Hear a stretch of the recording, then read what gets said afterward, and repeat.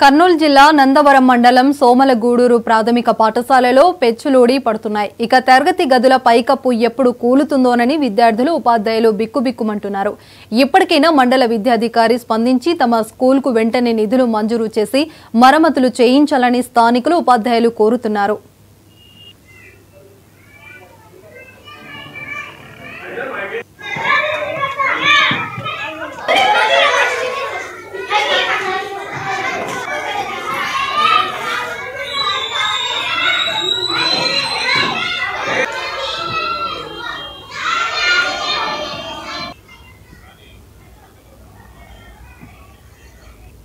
మా పాఠశాలలో 5 తరగతి గదులు ఉన్నాయి.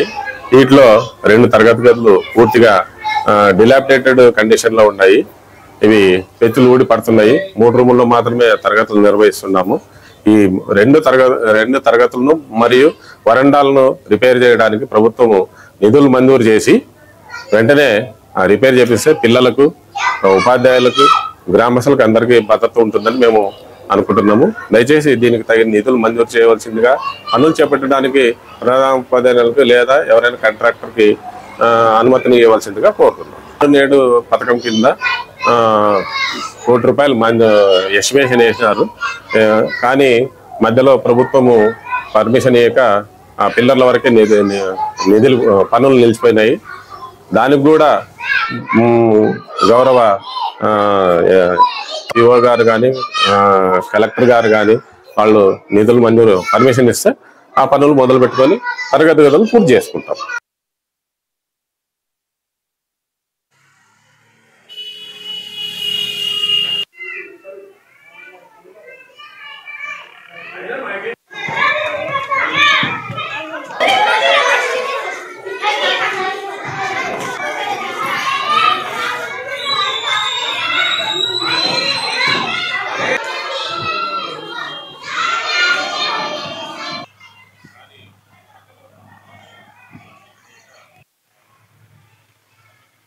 ఆలోచించండి.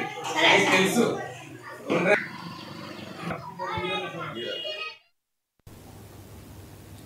తిరుమల శ్రీవారిని కేంద్ర మంత్రి కిషన్ రెడ్డి